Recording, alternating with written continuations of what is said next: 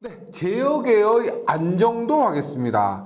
저번 시간에도 말씀드렸는데 제어공학입니다. 제어의 가장 큰 목적은 뭐냐면 원하는 출력을 얻는 것입니다. 그래서 어떻게 됐든 간에 뭐 흔들리든 간에 바로 가든 간에 최종 목표한 값을 도착하면은 우리가 이 제어계를 사용할 수가 있는데, 만약에 어떻게든 간에 시간이 지나고 나서도 원하는 값을 얻을 수가 없다라고 하면은 이 제어계는 고려할 필요가 없습니다. 사용을 못하는 거예요. 그래서 예를 들어서 우리가 제어계를 하는데 뭐 이렇게 가도 되고 혹은 뭐 이렇게 가도 됩니다. 이렇게 해도 되는데 최종 값을 얻을 수가 있으면 되는데, 만약에 시간이 지나서 이런 식으로 이렇게 가버립니다. 그러면 결국 원하는 값을 얻을 수가 없다는 거죠. 그러면 이러한 제어계는 사용할 수가 없고,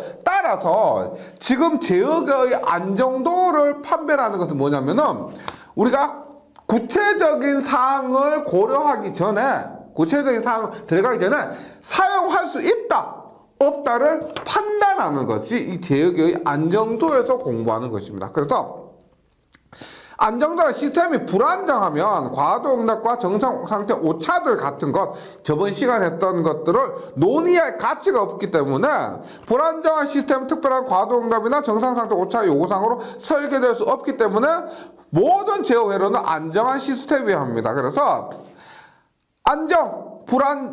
안정과 임계 안정까지는 사용할 수가 있지만 불안정은 사용할 수가 없고, 그래서 지금 얘기하는 것은 안정한지 불안정한지를 판단하는 방법을 얘기합니다.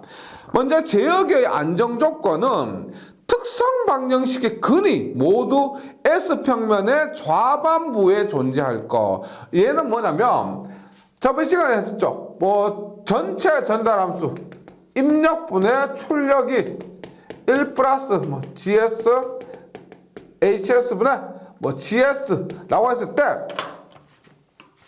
이것이 0이 되는 것이 1 플러스 GS, HS는 0이 되는 것이 특성 방정식입니다. 그런데 얘가 만약에 1차면 근이 한 것이고 2차면 근이 두 개인데 그 근이 S평면이에요. S고 J 오메가 평면인데 뭐다? 좌반부에 존재할 것. 즉 근이, 이 특성 방정식 근이 왼쪽에 존재할 것입니다. 오른쪽에 존재하면은 불안정이라는 거예요. 네, 이러한 조건이 있고, 그래서 먼저 특성 방정식의 근이 왼쪽에 존재할 것을 확인하고, 그 다음에 다른 방법으로 확인하는데, 보세요. 이 특성 방정식이요, 예를 들어서 AX 플러스 B는 C다 하는 것은 1차 방정식이죠. 기초수학을 좀 참고해 주시면 A의 지금 X의 1승입니다. 그래서 1차 방정식이에요.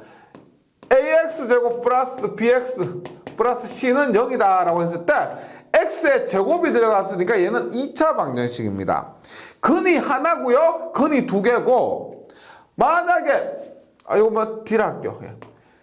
AX의 세제곱 플러스 BX의 제곱 플러스 CX 플러스 D는 뭐 이다 라고 했을 때는 X의 세제곱이기 때문에 근이 X의 세제곱이기 때문에 근이 3개입니다. 그런데 우리가 방정식을 풀 때 2차 방정식까지는요, 제가 계산기 사용법으로도 2차 방정식 풀이를 설명을 해 드렸습니다. 2차 방정식 풀이는 계산기로도 들을 수가 있는데, 보통 3차, 4차, 5차 이렇게 넘어가면은 근이 3개, 4개, 5개 이렇게 되거든요. 그러면 계산기뿐만 아니고 사람이 손으로 풀기도 어렵습니다. 이렇게 3차 이상은, 2차까지는 조금 전에 했지만 특성 방정식 근이 S평면의 좌반부에 존재하면 되는데, 3차 이상이 되면은 우리가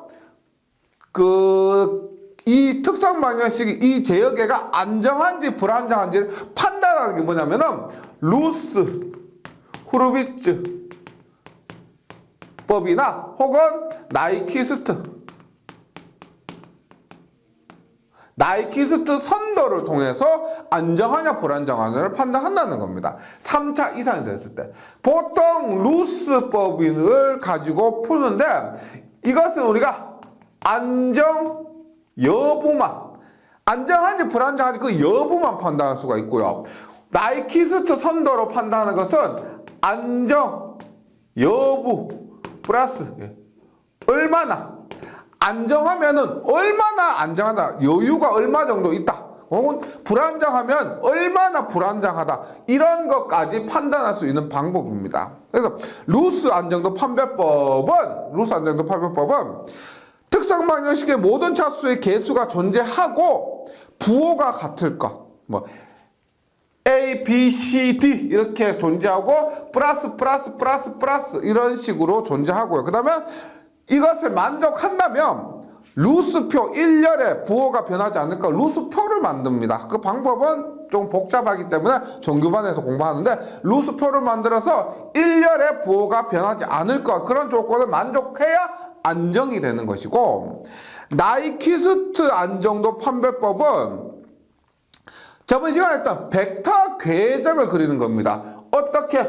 J 오메가가 0에서 무한대로 했을 때 1차, 2차, 3차, 1차 지연, 2차 지연, 3차 지연, 이런 벡터 궤적을 그려서 이 벡터 궤적이 특별한 점을, 왜 이 점을 0, 마이너스 1,J0을 왼쪽으로 보면서 회전을 하면은 안정이다 하는 그런 조건이 있습니다. 예, 지금 뭐 제가 예습을 하면서 너무 깊이 있게 들어가면은 좀 어려우니까요. 나이키스트 선도는 벡터 궤적을 그려서 안정이냐 불안정이냐를 판단하는 겁니다. 그 다음에 또 하나가 뭐냐면, 또 저번 시간에 했던 것이 보드 선도가 있었죠. 보드 선도는 이렇게 두 가지가 있습니다. 이렇게 했는데 얘가 이득이고요. 이거 위상입니다. 이득이 0dB이에요. 이득 0dB이고 위상이 마이너스 180도입니다. 이렇게 했을 때 보드 선도를 그렸을 때 0도일 때 얘가 마이너스 180도의 위에 있으면 되고요. 위에 있으면 되고, 그 다음에 마이너스 180도일 때 이득이 0보다 작으면 되는 겁니다. 즉 얘가 0dB일 때 마이너스 180의 위에 있고, 마이너스 180일 때 이득이 0보다 아래에 있으면은 안정이다는 겁니다. 그래서 요 그림일 때 안정이 되는 거예요. 그래서 보드 선도에 의한 안정도 판별법은 뭐 깊이 있게 들어갈 필요는 없고요. 이러한 결과, 보드 선도를 그렸을 때 이러한 결과를 얻으면 안정이다라는 것을 판단할 수가 있다는 겁니다. 그 다음에 근궤적입니다. 근궤적은 뭐냐면은 제일 만만한 것이 우리가 1차 지연이요. 전체 전달함수는 입력분의 출력이 1 플러스 TS분의 K에서 우리가 주파수 전달함수는 뭐예요? S를 J 오메가로 바꿔서 얘가 0에서 무한대로 변할 때 그것을 뭐 주파수 전달함수 했는데, 근궤적은 뭐냐면 이 K값 있죠? K값이 0에서 무한대로 변할 때 어떠한 그림이 그려지냐면은, 이 K값이 0에서 무한대로 변할 때 그려지는 그것을 우리가 근궤적이라고 합니다. 근궤적. 그래서 얘를 만약에 예를 들어서 0에서 무한대까지 변하면 근궤적이 이런 식으로 그림이 그려진다는 겁니다. 그러니까 앞에서 했지만 특성 방정식의 근이 여기 왼쪽에 있을 때 안정이라 그랬습니다. 그래서 왼쪽에 있을 때 안정이고, 이것이 벗어나면 오른쪽에 가면 불안정이 되는 거예요. 그래서 이 근궤적의 범위를 갖고 안정을 판단할 수가 있습니다. 뭐 맥락은 그런 거예요. 이것을 0에서 무한대까지 변화시켜서 안정하냐 불안정하냐 이런 것들을 판단할 수가 있는데 근궤적의 작성법이 있습니다. 근궤적의 작성법은 이런 식으로 하는 거예요. 일단 0점과 극점이 있는데 예를 들어서 이렇게 봅니다. 입력분의 출력이 있어요. 입력분의 출력이 S 플러스 2, S 플러스 3분의 S 플러스 1이라고 했을 때 분자가 0점은 분자가 0이 되는 거. 분자가 0이 되면 어떻게 돼요? S 플러스 1이 0이 되려면 S는 마이너스 1이 돼야 되죠.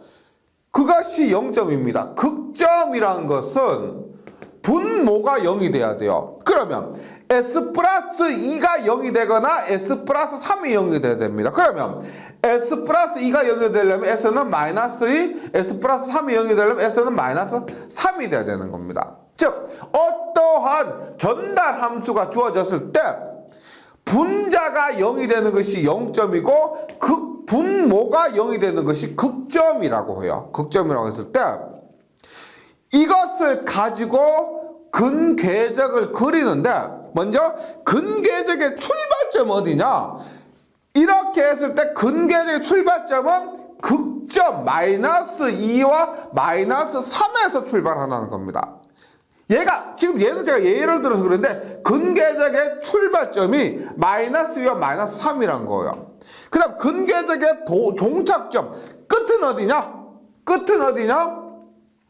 마이너스 1이라는 거예요. 즉 0점에서 도착을 한다는 겁니다. 이런 것이고 그 다음에 근궤적 개수 제가 지금 얘는 근궤적을 이렇게 한 개를 그렸는데 근궤적은 뭐 이렇게 될 수 있어요. 이렇게 될 수도 있고 뭐 이렇게 될 수도 있습니다. 개수는 몇 개냐? 0점과 극점의 개수 중 큰 것과 일치하다. 즉 0점은 하나고 극점이 2개면은 근궤적은 2개예요. 0점과 극점 중에서 큰 것과 일치하기 때문에 2개가 되고 근궤적의 대칭성은 실수축입니다. 지금 얘가 실수축이죠. 얘가 실수축이죠. 실수축이니까 실수축에 대칭되게 이런 식으로 그려진다는 거죠. 근궤적의 범위는 극점과 0점의 총수가 홀수일 때 홀수 구간에만 존재한다. 홀수 구간에만 존재한다. 예를 들어서 뭐 마이너스 1, 마이너스 2, 마이너스 3이라면 이렇게 되죠. 마이너스 1, 마이너스 2, 마이너스 3이라고 하면은 홀수 구간이 어디냐면 마이너스 무한대부터 보는 거예요. 마이너스 무한대부터 홀수, 짝수, 홀수. 근궤적은 이 구간에 존재를 한다는 겁니다. 예, 홀수 구간에만 존재를 한다는 것이고 근궤적의 점근선 각도는 점근선이란 건 뭐냐면 이렇게 되는 거예요. 우리가 근궤적을 그릴 때 대략적으로 이렇게 점근선을 그리고 점근선을 가지고 이렇게 근궤적을 이렇게 그리는 겁니다. 이렇게 하얀색 얘가 점근선이에요. 점근선인데 이 점근선의 각도는 이러한 공식으로 구하고 근궤적의 점근선의 교차점이라는 것은 점근선의 교차점 이 부분 얘기하죠. 교차점은 또 이러한 공식으로 구하고 근궤적의 허축과의 교차점입니다. 허축과의 교차점 요거 허수축과의 교차점은 또 루스법에 의한 임계 안정 조건으로 구하고 그래서 근궤적은 앞에서 한 것과 마찬가지로 안정을 판별할 수가 있는데 이 근궤적을 그려서 판별을 하는데 그래서 근궤적을 그리는 방법에 대해서 전체적으로 꼼꼼하게 그리는 것이 아니고 대략적으로 뭐 출발점, 도착점, 뭐 각도, 만나는 점 이런 것들을 가지고 그림을 그릴 수가 있다는 겁니다. 네, 이것이 근궤적이었고요. 그 다음에 상태공간법은 조금 굉장히 좀 복잡한데요. 상태공간법은 결론적으로 이런 겁니다. 현재의 상태를 가지고 미래의 상태를 유추할 수가 있다는 겁니다. 보세요. 계통의 방정식이 n차 미분 방정식일 때 예를 들어서 가장 간단한 1차 미분 방정식, 2차 미분 방정식, 3차 미분 방정식이 있는데 미분 방정식이 좀 어렵죠. 어렵기 때문에 얘를 2차 미분 방정식이라면 이것을 1차 미분 방정식 2개로 나타내고 3차 미분 방정식이라면 1차 미분 방정식 3개로 나타나는 겁니다. 그래서 2차 미방, 3차 미방이 어렵기 때문에 1차 미분 방정식으로 나타나는 거. 그래서 계통의 방정식이 n차 미분 방정식일 때 이것을 n개의 1차 미분 방정식으로 바꿔서 행렬을 이용해서 표현한 것입니다. 행렬로 이용한 거. 그 상태 천위 행렬은 조금 전에 말씀드린 것처럼 앞으로 미래가 어떤 식으로 이 제어계가 어떤 식으로 변해갈 것이다 라는 것을 나타내는 행렬을 상태 천위 행렬이라 하고요. 이 부분은 특별하게 그렇습니다. 이 부분이요 이론적으로 보면은 어렵습니다. 어려운데 또 제가 뭐 말씀드리지만 문제를 풀다 보면 그 푸는 요령이 따다닥 있습니다. 그래서 제가 정규반 가서도 말씀드릴 거예요. 당연히 그 정석대로 설명을 해드리는데 마지막에 문제 푸는 방법이 있습니다. 답을 찾는 방법 따다닥 있어요. 그것을 숙지하시면은 문제는 결코 어렵지 않다고 말씀을 드립니다. 그 다음에 Z 변환이 있는데 우리가 회로 이론 시간에 라플라스 변환을 합니다. 라플라스 변환이 S를 갖고 변환하는 거예요. 그래서 라플라스 변환을 우리가 앞에서 회로 이론에서도 쓰고 제어공학 특성 방정식 그 부분에서 계속 씁니다. 그런데 여기 상태 공간법에서는 Z 변환을 해요. Z 변환을 하는데 얘가 뭐 특별하게 깊이 들어갈 필요는 없는데 라플라스 변환과 비교해서 숙지를 하시면 되는데요. 일단 델타 t의 라플라스 변환은 1인데 델타 t의 z 변환도 1입니다. 그 다음에 ut의 라플라스 변환은 s분의 1인데 ut의 z 변환은 z-1분의 z입니다. t의 라플라스 변환은 s제곱분의 1인데 t의 z 변환은 z-1의 자승의 tz고 exponential-at의 라플라스 변환은 s 플러스 a분의 1인데 z-exponential-at분의 z입니다. 이거는 이후 불문하고 외우시는 거예요. 그래서 보기는 싫지만은요 몇 번 풀어보시면 반가운 문제가 이 z 변환이 될 겁니다. 외우시는 거거든요. 그 다음 S변환과 Z평면의 S평면과 Z평면의 대응관계인데 이렇게 보시면 돼요.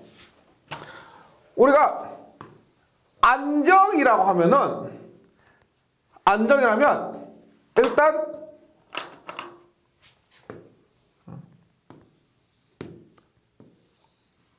일단 봅니다.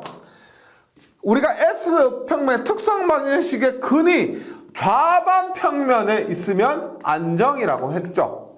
근데 Z 변환했을 때는 어떻게 되느냐? 얘가 1입니다. 반지름이 1인 단위원을 그렸을 때 내부에 있으면은 안정이에요. 내부에 있으면 안정입니다. 그 다음에 S 평면에서 허수축 있죠?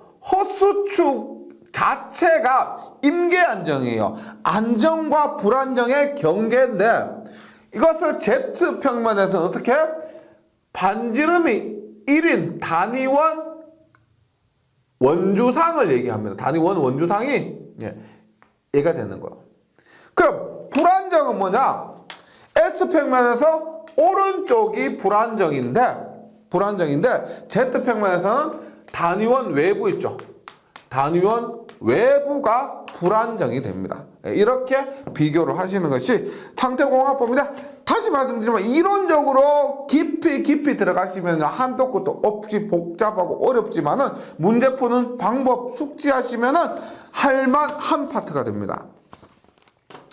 그 다음에 제어공학에서 마지막으로 나오는 것이 우리가 이 시퀀스인데요. 시퀀스 제어인데 일단 이 시퀀스 제어 부분은 여기에서 간단한 응용 부분, 간단한 개념적으로 접근하시면 되고 이것을 응용한 것이 실기에서 매번 출제가 되는 것입니다. 시퀀스는 제어공학에서 간단한 이론을 배우고요. 이것을 응용한 실제 좀 더 복잡한 것은 기사 실기에서, 산업기사 실기도 마찬가지고 공사 산업기사 마찬가지고 이 실기에서 더 깊이 있게 다루게 됩니다. 시퀀스는 뭐냐면 일단 정해진 순서대로 차례차례 동작하는 것을 시퀀스라고 하는데, 시퀀스에서는 가장 중요한 것이 접점입니다. 예를 들어서 A 접점, 우리가 콘센트가 이렇게 있고,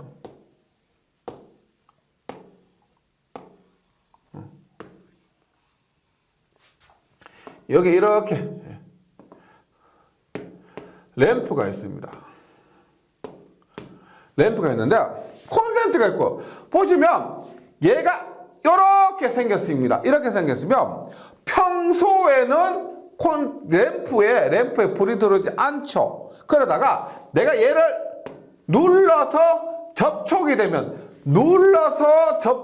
램프에 불이 들어옵니다. 이런 것을 우리가 A 접점이다 라고 해요. 그래서 원래는 오픈되어 있다, 열려 있다가 조작하면은 누르거나 어떤 식으로 조작하면은 붙어서 클로즈 되는 접점을 우리가 A 접점이라고 하고요. 반대로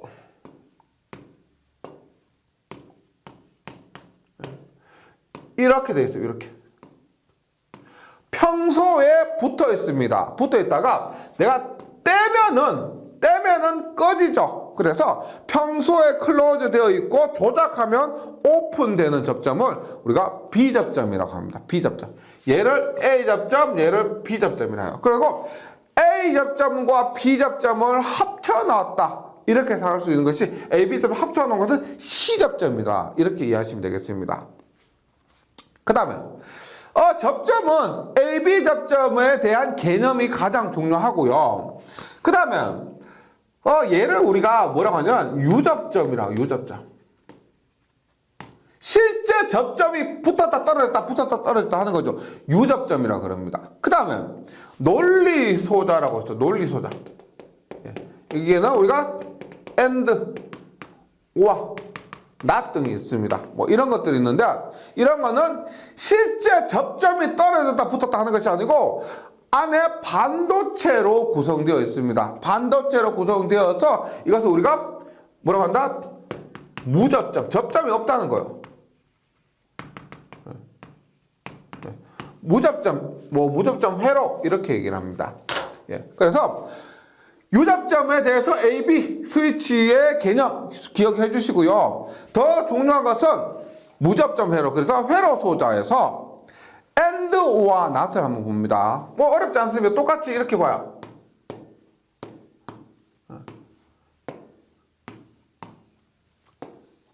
여기에 램프가 있는데, 이렇게 A 스위치와 B 스위치가 있는데, 보시면 A 스위치가 닫히고, 그리고 AND가 그리고죠, 맞죠? 그래서 AND입니다. 그리고 B도 닫혀야 램프에 불이 들어오는 것, 즉 둘 다 닫혀야 불이 들어오는 것을 우리가 A 접점이라고 합니다. AND 소회로라고 그래요. 그래서 이것을 우리 AND 회로라고 하는데, 보세요. 입력 A, B가 동시에 있을 때, 입력 A, B 둘 다 이렇게 동시에 닫혔을 때 출력 X가 생긴 회로로서 우리가 얘를 AND 기호를 어떻게 썼느냐?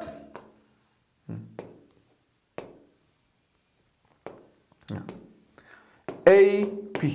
그리고 요 출력을 X라고 했을 때 X를 A, B 이렇게 얘기합니다. 이렇게요. 이게 AND고요. 그 다음에 OR입니다. OR. OR는 뭐예요? 혹은 그런 거죠. 이렇게 봅니다. 얘가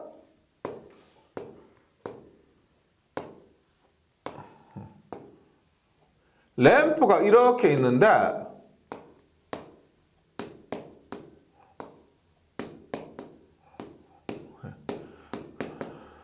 보세요. 전기가 어떻게, A가 닫혀도 램프는 들어오고, 혹은 B가 닫혀도 들어옵니다. 당연히 A, B가 같이 닫혀도 들어오는 거죠. 네, 같이 닫혀도 들어옵니다. 그래서 우아라고 합니다. 우아. 뭐나 A가 닫히거나 혹은 B가 닫히는 거. 둘 중에 하나가 닫혀도 동작이 되는 겁니다. 램프가 불이 들어오는 거. 그래서 AB, 입력 AB 중 한 입력만 있어도 출력 X가 생기는 회로로서 그림으로 이렇게 나타냅니다. 이렇게. 얘는 반듯하게 됐는데 이렇게. 네. AB. X는 O와는 우리가 더하기 있죠. 더하기를 표시해요. A 더하기 B. X는 A 더하기 B. 이렇게 얘기를 합니다. O하고요. 그 다음에 not입니다. not. not은 뭐요? 아니다. 반대로 얘기하는 거죠. 이렇게 봅니다.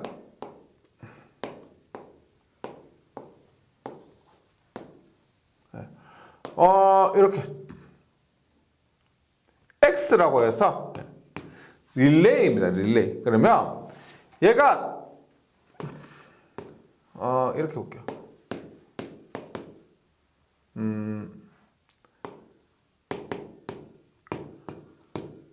램프가 이렇게 됩니다. 보세요.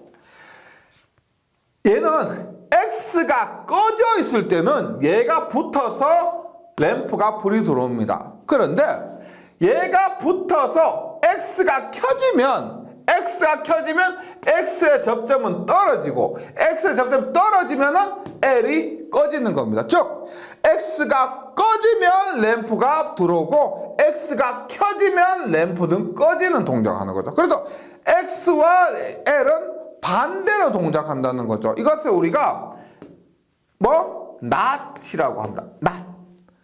얘와 얘가 반대로 동작하는 겁니다. 얘 스위치와 반대로 동작하는 거. 그래서 not은 우리가 이렇게 삼각형에 이렇게 그려요. A고 X입니다. 그래서 X는 A의 바.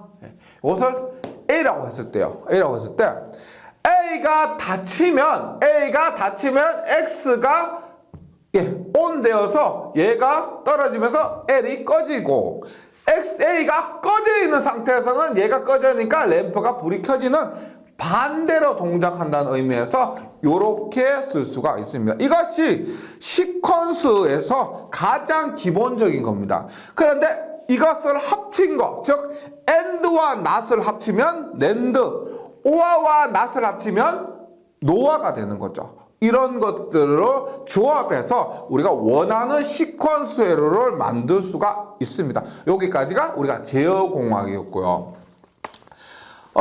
일단 지금까지 한 내용들이 모두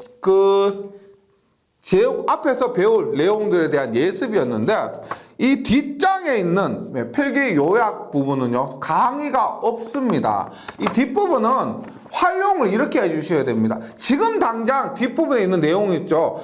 시험에 나올 만한 내용들이지만은 지금 공부에서는 별로 의미가 없어요. 가장 좋은 활용법은 뭐냐면 정규반을 2번, 3번, 중교반을 이해할 때가 들으시고 나서 정리하는 의미에서 이 다음 장에 있는 7장의 요약 부분을 공부하시면은 효과가 굉장히 좋고요. 지금은 공부가 덜 된 상태에서 외워보고 정리해봤자 별로 의미가 없습니다. 그래서 이 뒷부분은 일단 정리하는 의미에서 마지막 시험을 앞두고 그렇게 활용을 해 주시기 바라고요. 일단 예습은 여기까지고요. 이제 지금까지 예습하신 거 조금 감이 덜 잡혔다 하시면은 한 번 정도 좀 더 보셔도 상관없습니다. 그리고 나서 정규반에 들어가서 본격적으로 공부를 해서 시험에서 꼭 좋은 결과 얻으셨으면 좋겠습니다. 여기까지 잘 정리해 주시고요. 시험에서 꼭 합격하셨으면 좋겠습니다. 수고하셨습니다.